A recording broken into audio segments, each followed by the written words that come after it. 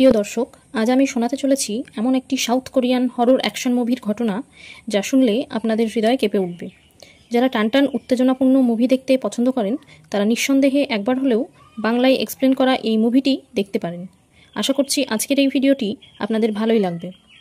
ভিডিওটি দেখার সময় একটু নিরাশ হবেন না, এটুকু বলতেই পারি। এই ভিডিওতে এক্সপ্লেন করা মুভির ঘটনাটি দেখলে আপনারা বুঝতে পারবেন থ্রিল কাকে বলে, অ্যাকশন কাকে বলে।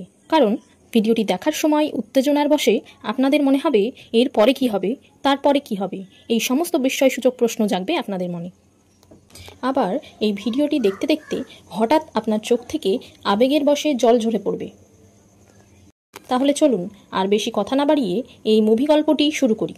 প্রিয় দর্শক, ভিডিওটি শুরু করার আগে আমার মেঘবালিকা মিস্টারিজ চ্যানেলটিতে আপনাদের সকলকে স্বাগত জানাই। আর আমার চ্যানেলে যারা নতুন দর্শক বন্ধুরা রয়েছেন তারা চ্যানেলটিকে সাবস্ক্রাইব করে পাশে থাকা বেল আইকনটি ক্লিক করবেন, যাতে করে আমার পরবর্তী ভিডিও নোটিফিকেশন সবার আগে পৌঁছায় আপনাদের কাছে। তাহলে চলুন শুরু করি। শুরুতেই আমরা দেখতে পাই একটি টোল বুথের কাছে একটি গাড়িকে থামিয়ে স্যানিটাইজ করা হচ্ছে, যেটা দেখে সেই গাড়ির ড্রাইভার কারণ জানতে চাইলে তাকে বলা হয় যে পাশের একটি বায়োটেক প্ল্যান্টে লিকেজ হয়েছে, যে কারণেই এই এলাকাটি স্যানিটাইজ করা হচ্ছে। কিন্তু ড্রাইভারটি এ কথা বিশ্বাস করে না। সে মনে মনে বলতে থাকে, নিশ্চয় বড় কিছু হয়েছে, যে কারণে এভাবে গাড়ি থামিয়ে সমস্ত গাড়ি স্যানিটাইজ করা হচ্ছে। পরে গাড়ি চালাতে চালাতে সেই ড্রাইভারটির একটি ফোন আসায় তার অজান্তেই তার গাড়ির নিচে কিছু একটা চাপা পড়ে যায়। তখন সে নেমে দেখে যে একটি হরিণ চাপা পড়ে আছে তার গাড়ির নিচে। কিন্তু অবাক করা ঘটনা হলো, এত খারাপভাবে অ্যাক্সিডেন্ট হওয়া সত্ত্বেও সেই হরিণটি মরে যায়নি, বরং বেঁচে আছে। হরিণটি উঠে দাঁড়ায় এবং তার চোখের রং সম্পূর্ণ বদলে যায়। হরিণটিকে দেখতে একদমই সাধারণ কোনো হরিণ বলে মনে হচ্ছিল না। আসলে এই শহরে ছড়িয়ে পড়া জম্বি ভাইরাসের কারণে হরিণটিও একটি জম্বিতে পরিণত হয়েছিল। এরপরেই আমরা দেখতে পাই গল্পের মূল চরিত্র শিওকুকে।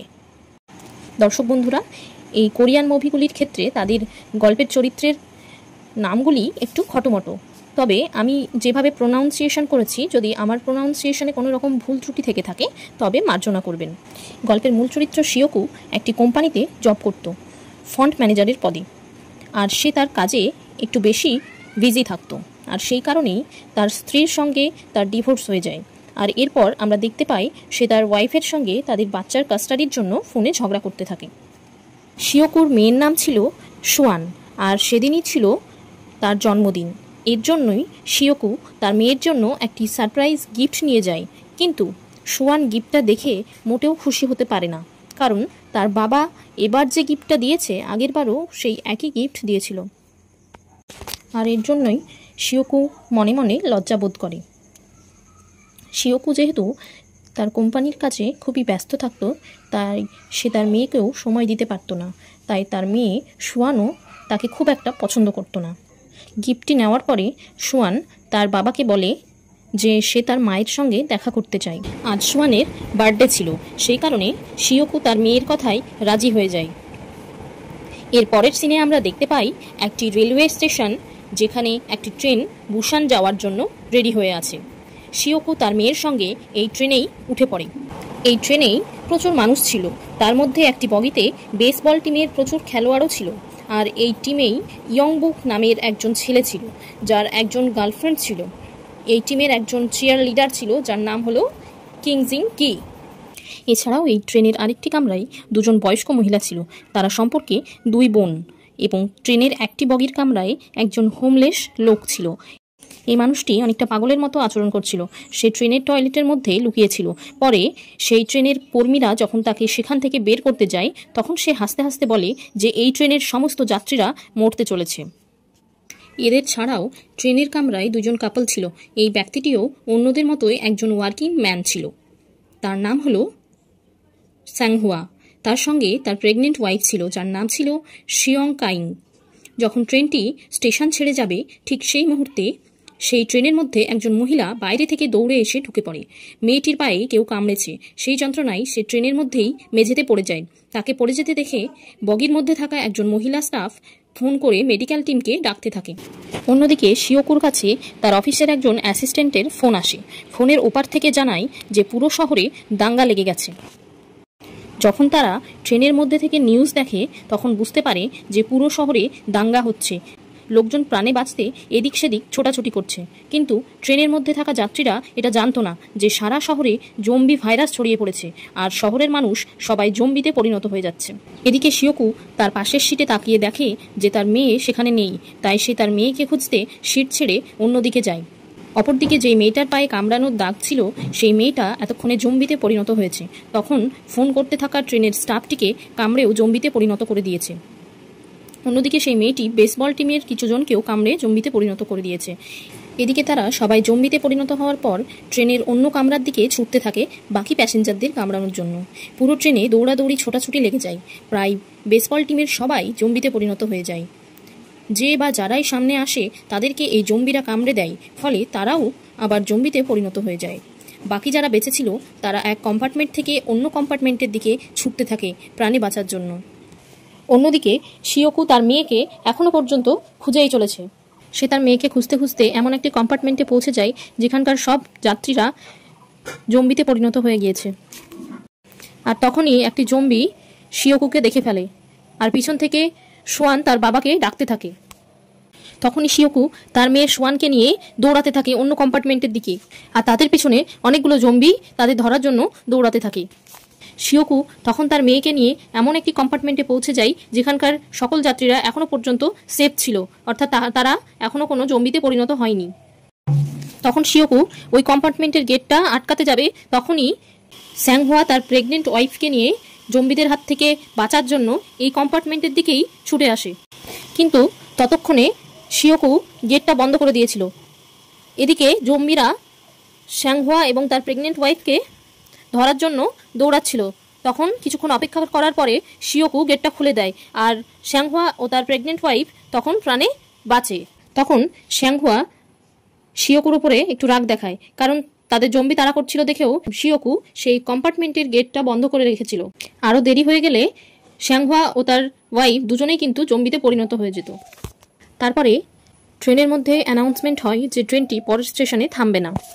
কিন্তু ইয়ংসুক নামের একজন ব্যক্তি ট্রেনের ক্যাপ্টেনকে বলে যে তাদের পরের স্টেশনে থেমে যাওয়া উচিত, নাহলে আমরা সবাই মারা যেতে পারি। কিন্তু ট্রেনের ক্যাপ্টেনের পরের স্টেশনে থামবার কোনো রকম অর্ডার ছিল না। এরপর ট্রেনটি যখন পরের স্টেশন পার করে যাচ্ছিল তখন সেই প্ল্যাটফর্মে থাকা ব্যক্তিরা ট্রেনটিকে থামানোর চেষ্টা করছিল ট্রেনে চড়ার জন্য, কিন্তু প্ল্যাটফর্মে থাকা জম্বিরা তাদেরও অ্যাটাক করে এবং তারাও জম্বিতে পরিণত হয়ে গিয়েছিল।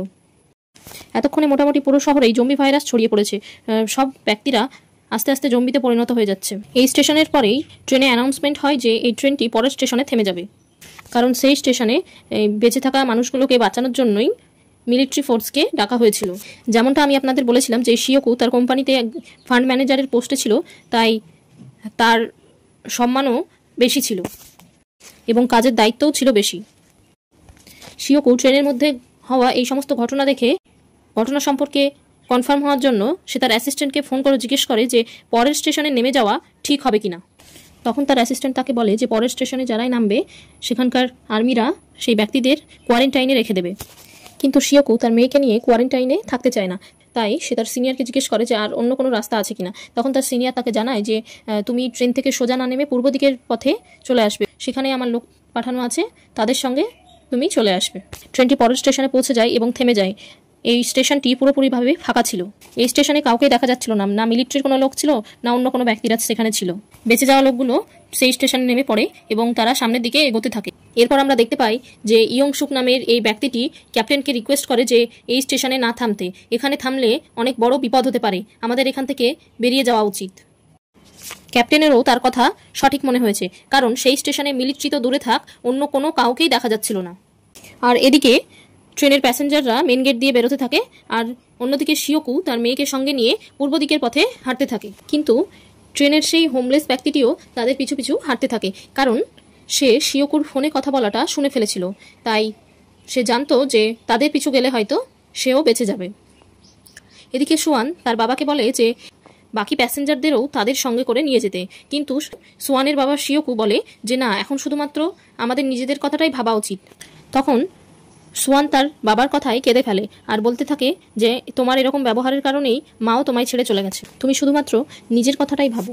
অন্যদিকে প্যাসেঞ্জাররা মেইন গেটের দিকে এগোতে থাকে, কিন্তু হঠাৎ তারা দেখে যে অনেকগুলো মিলিটারি তাদের দিকে দৌড়ে আসছে। তারা সবাই জম্বিতে পরিণত হয়ে গেছে।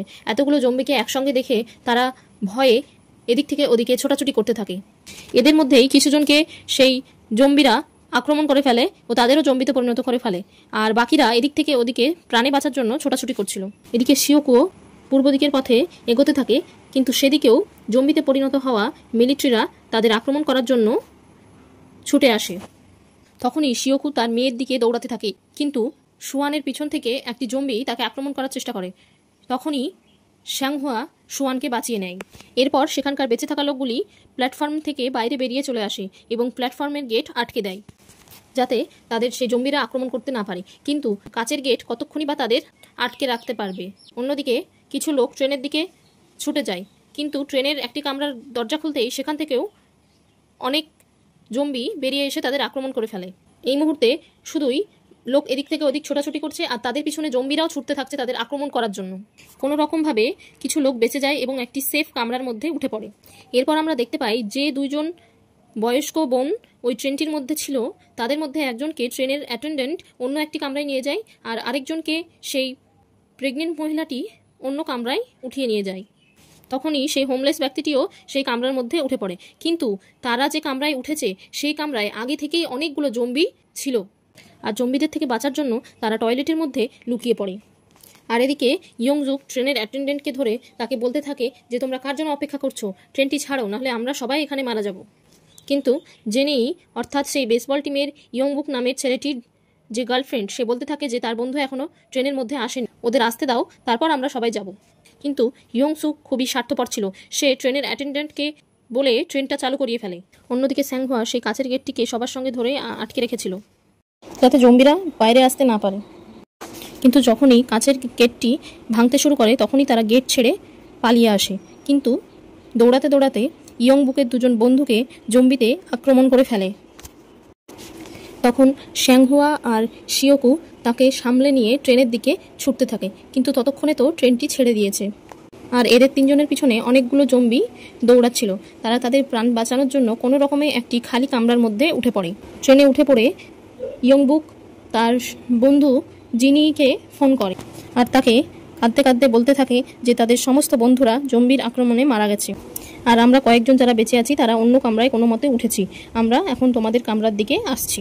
আর এদিকে স্যাংহুয়া তার স্ত্রীকে ফোন করে এবং ফোনটি সুয়ান ধরে বলে যে তারা একটি অন্য কামরায় আছে এবং সেই কামরায় জম্বিতে ভর্তি, তাই তারা একটি টয়লেটের মধ্যে লুকিয়ে আছে, আর তারা 13 নম্বর কম্পার্টমেন্টের মধ্যে রয়েছে। শ্যাংহুয়া আর এই কজন তারা 9 নম্বর কম্পার্টমেন্টের মধ্যে রয়েছে, আর তাদেরকে 9 থেকে 13 নম্বর কামরা পর্যন্ত যেতে গেলে এর মধ্যে যতগুলো কামরা রয়েছে সেগুলো পার করে সোয়ানের কাছে যেতে হবে। তাই তারা জম্বির সঙ্গে লড়ার জন্য পুরোপুরিভাবে প্রস্তুত হয়ে যায়। এরপর তারা পরের কম্পার্টমেন্টের দিকে এগোতে থাকে। প্রথম কম্পার্টমেন্টেই তারা সব জম্বিদের সঙ্গে লড়াই করে পরের কম্পার্টমেন্টের দিকে এগিয়ে যায়। এরপর তারা যখন পরের কম্পার্টমেন্টে যায় তখন তারা দেখে যে এখানে বেসবল টিমের সকল প্লেয়াররা জম্বিতে পরিণত হয়ে আছে। ইয়ংবুক তার বন্ধুদের জম্বিতে পরিণত হতে দেখে ভীষণ শকড হয়ে যায়। কিন্তু শ্যাংহুয়া এবং শিওকু জম্বিদের সঙ্গে লড়াই করার জন্য প্রস্তুত হচ্ছে, সেই তখনই ট্রেনটি একটি টানেলের মধ্যে দিয়ে যায় আর ট্রেনের মধ্যে অন্ধকার হয়ে যায়। তখন তারা লক্ষ্য করে যে জম্বিরা অন্ধকারের মধ্যে তাদেরকে দেখতে পাচ্ছে না। তখন তারা এটার ফায়দা উঠিয়ে জম্বিদের সঙ্গে লড়াই না করেই চুপচাপ সেই কম্পার্টমেন্ট থেকে পরের কামরায় চলে যায়। তারপর পরের কম্পার্টমেন্ট পার করার জন্য শিওকু একটি প্ল্যান তৈরি করে। সে শ্যাংহুয়ার থেকে একটি ফোন নিয়ে কামরার মধ্যে জম্বিদের দিকে ছুড়ে দেয়, আর তারপর তার নিজের ফোন থেকে সেই ফোনে ফোন করে। আর যখনই ফোনের রিংটন বেজে ওঠে তখন কামরার মধ্যে থাকা সমস্ত জম্বিরা সেই ফোনের দিকে ছুটে যায়। আর পরের টানেল আসতেই আবারও ট্রেনের মধ্যে অন্ধকার হয়ে যায়, আর তারা এই জিনিসটার ফায়দা উঠিয়ে এই কম্পার্টমেন্টটিও চুপচাপ পার করে যায়। এখন শিওকু তার মেয়ে সুয়ানের সঙ্গে দেখা করে ভীষণ খুশি, আর ওদিকে শ্যাংহুয়াও তার ওয়াইফকে দেখেও সেও অনেক খুশি। আর এখন তারা সবাই বাকি লোকেদের কাছে যাওয়ার জন্য তৈরি হচ্ছিল। সেই সময়ই টানেল শেষ হয়ে যায় এবং ট্রেনের মধ্যে লাইট জ্বলে ওঠে এবং জম্বিরা তাদের দেখে ফেলে। তখন তারা সবাই টয়লেটের মধ্যেই আবার লুকিয়ে পড়ে। তখন তারা প্ল্যান করে যে পরের টানেল মোটামুটি 3 মিনিট পরে আসবে, তখনই তাদেরকে এই কম্পার্টমেন্ট ছেড়ে অন্য কামরায় যেতে হবে। তখন ইয়ংবুক তার গার্লফ্রেন্ডকে ফোন করে বলে যে আমরা তোমাদের কামরায় আসছি, তোমরা তোমাদের কামরার দরজা খুলে রেখো। যিনি এ কথা শুনে ভীষণ খুশি হয়ে যায়। তখন তার কামরায় সকলকে সে বলতে থাকে যে তার বন্ধুরা সবাই তার কাছে আসছে, তাই কামরার দরজা খুলে রাখতে হবে।